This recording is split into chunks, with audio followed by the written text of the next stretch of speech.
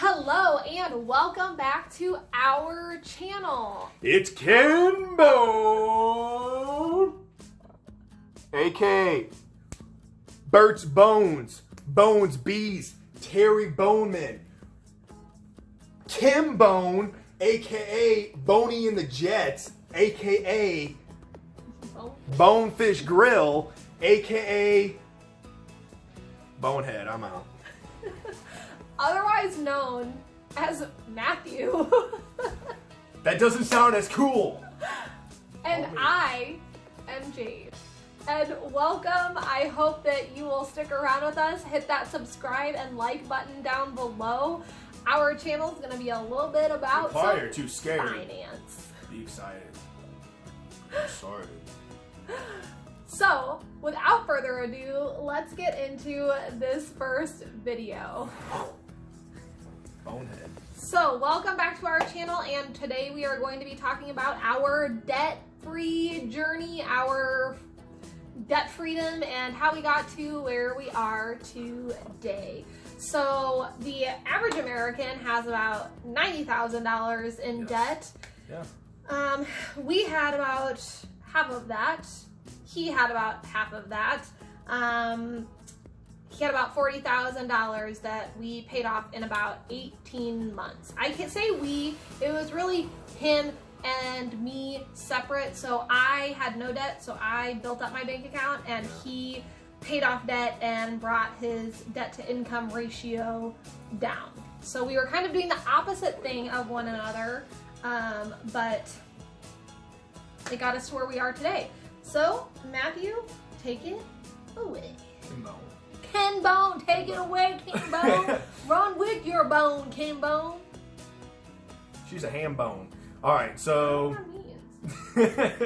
so I had all the debt starting out, right? So I started out with community college. That was debt. Eventually we got engaged, so I got a wedding ring. That was debt. I went to the police academy afterwards. That was debt. Then the diamond for the ring, and then my car. So 5 different debts equaling up to what she said, about 40 grand.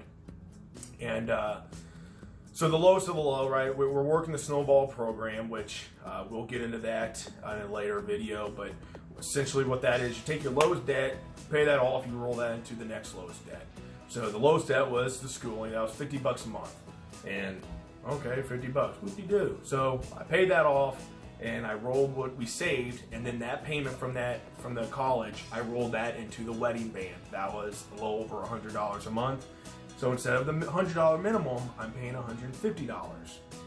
And then that got paid off in time, and then that $150 got rolled into the police academy, which is 1.7, so that became, 207, some change, whatever.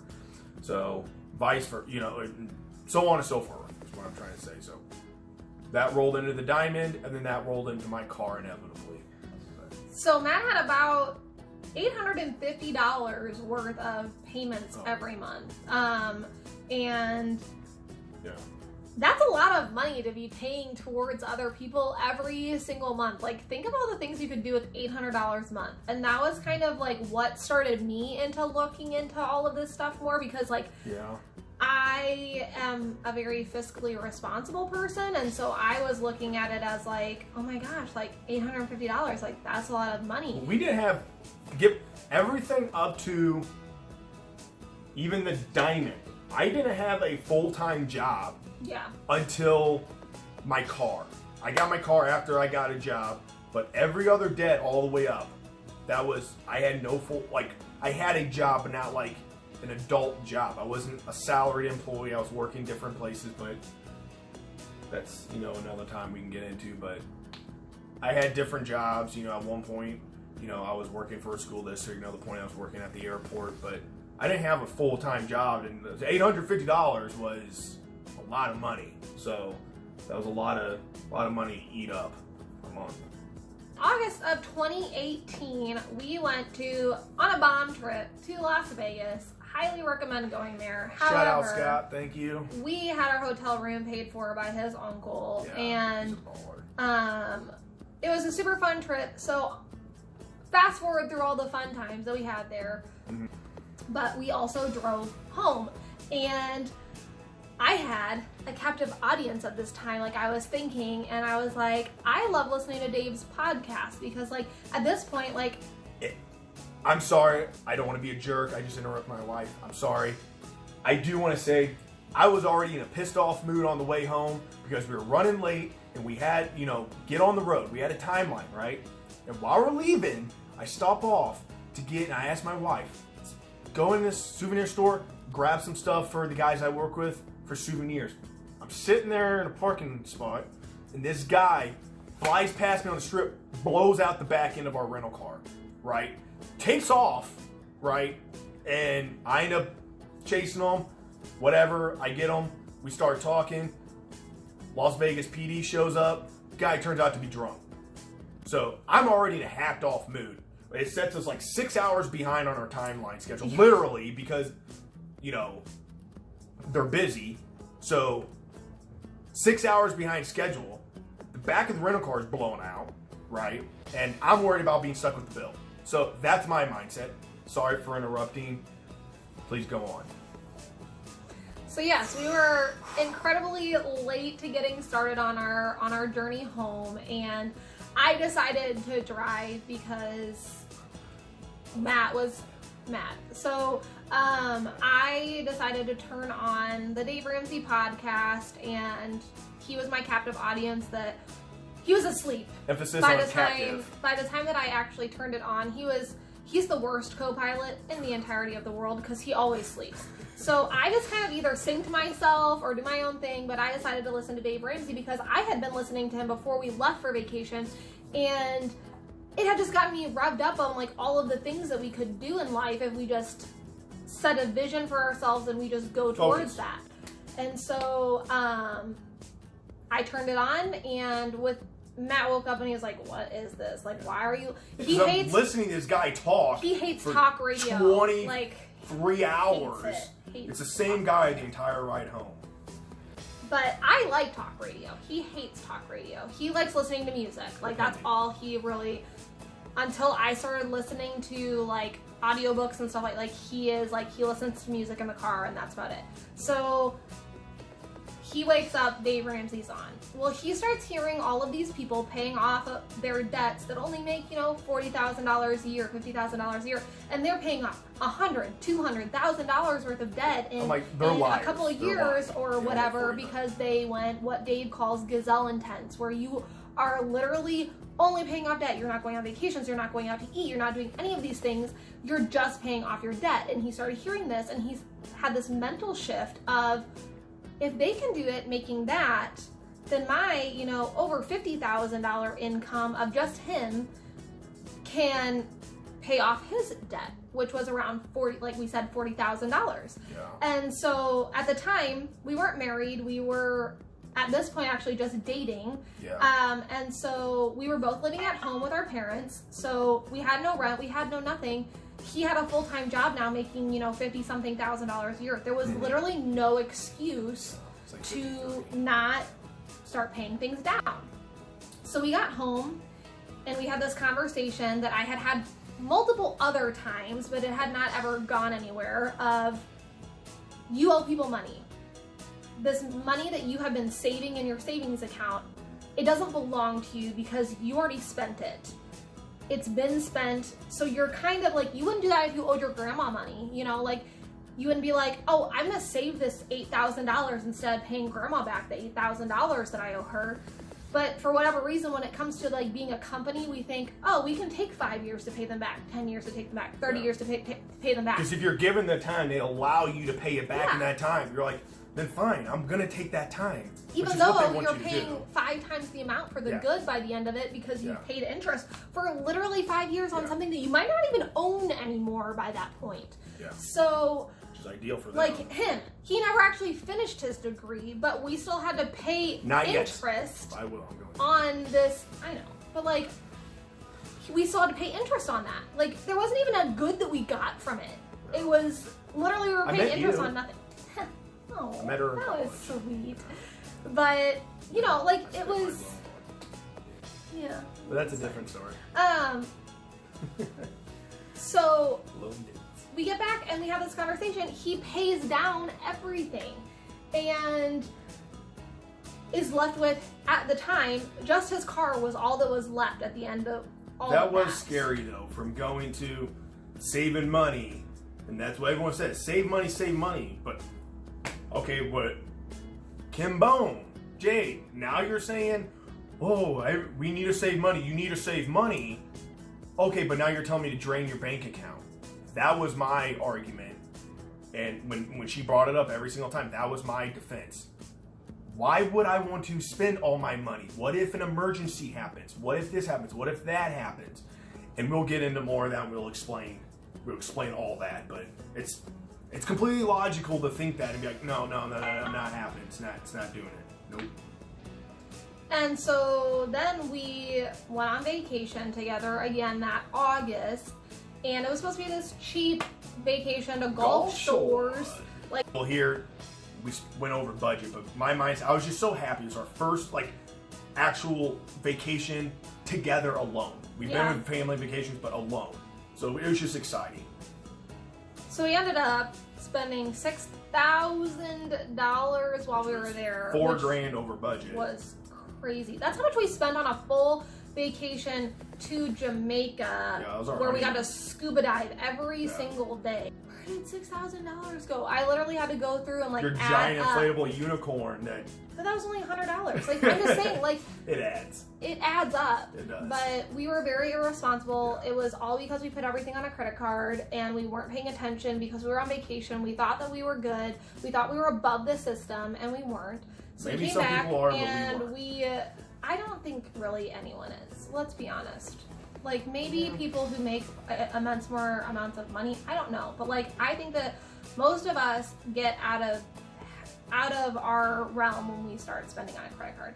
And so we spiraled kind of out of control on that trip. Then we come back, we just paid it all off because, like I said before, we both lived at home, we had full-time jobs at this point, and we were like, well, we won't save this month, we won't pay down his car this month, we'll just pay off this trip that we decided to take. And that's the thing though, and we listen to Tony Robbins all the time. We love you, Tony. And he says success equals progress, right? So when you progress, you succeed. And at that time, we spent all this money and got to do all these different things and spend time together, went out to eat, had so much fun. And we spent $6,000 doing it. And some people, I tend to dwell on things a little bit more. We come home, we didn't progress that month. We were static. It didn't destroy us. We didn't, lose everything. But we didn't progress whatsoever, and that is what. And it knocked our momentum a little bit. So it took us about 3 or 4 months to get back just to get back on paying off debt again. Like, it was the next month Matt proposed, which was super great, wonderful, and then the next month we're looking at places to have our wedding. We're doing all these other things. Like, paying off debt kind of went to the wayside a little bit. You tend to forget the good things. We spent $6,000 to have fun, but yet we come home and all we're thinking about is, wow, we just spent $6,000. Yeah.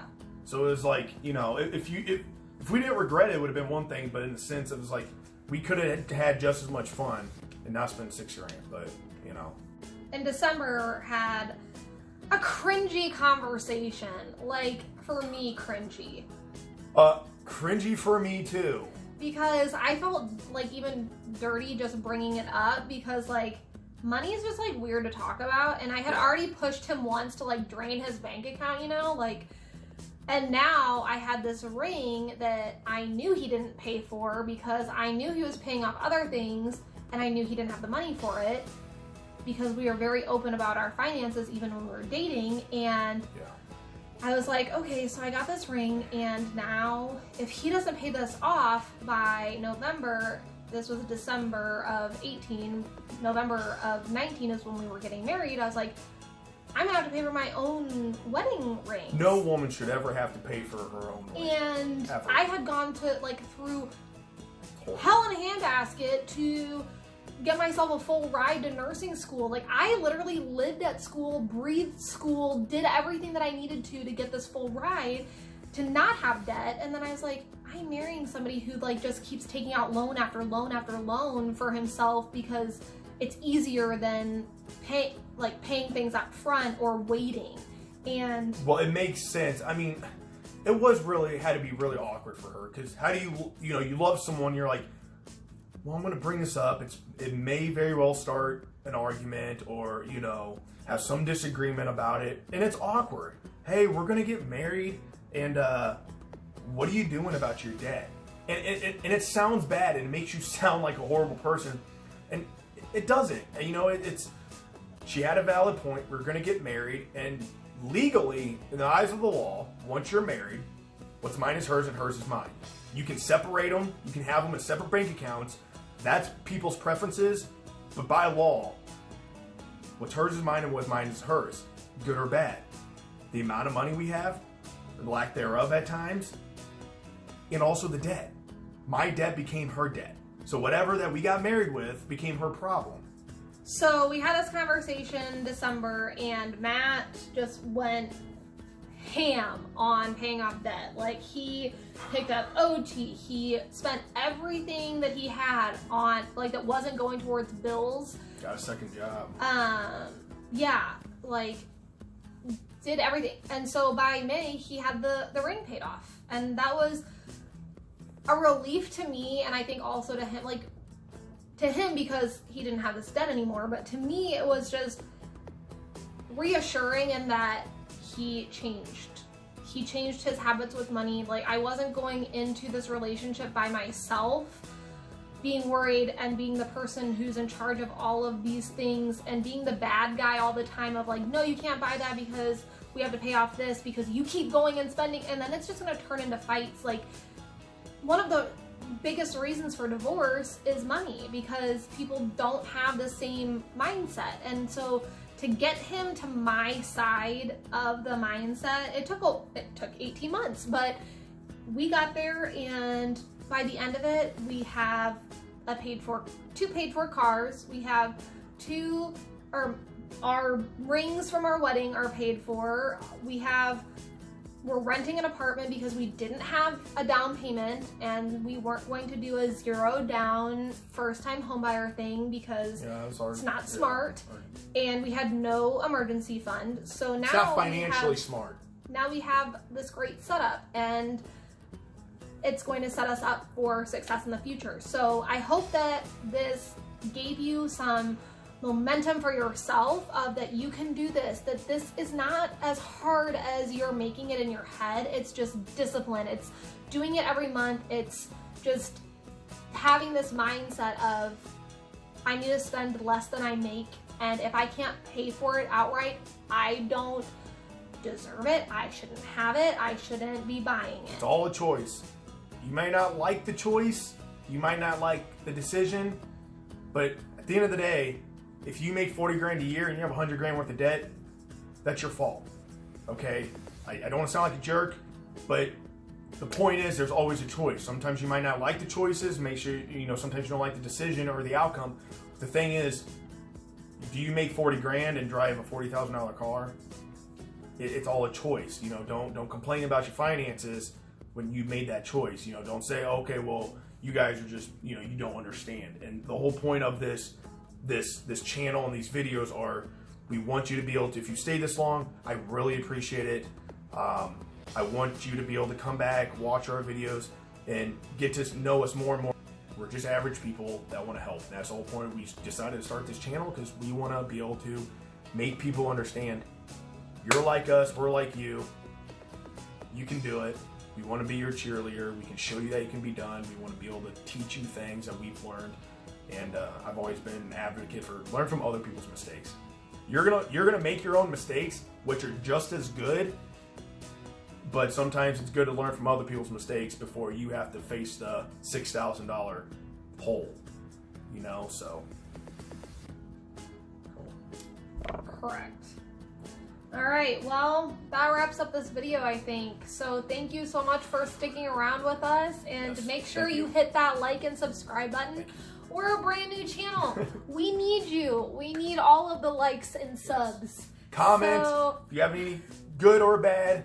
We want feedback. I want to be able to like interact with people. Is what the biggest thing I'm so excited about this is because I want to help people. I want to interact with people. So if you want to comment, great. Thank you. So have a great week, guys, and we will see you next week in our next video. See ya. Bye. Come on, introduce me. Introduce you? Everyone's they're here for me. So. Okay.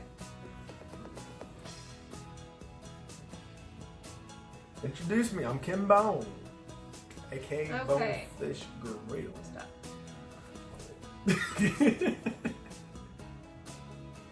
All right, hello and welcome back to our channel. My name is Jade. My name's Matthew.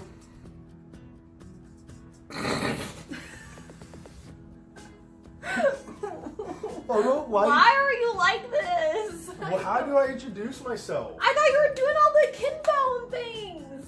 Oh, well, I gotta write them down. Okay, Matt, you don't fit through that space. Hold on. There's so many bones. All right, welcome to our YouTube channel. I'm Jade, and my husband is not coming. Kin Bone. Kin Bone. Bonefish Grill. The one and only Pete Bone.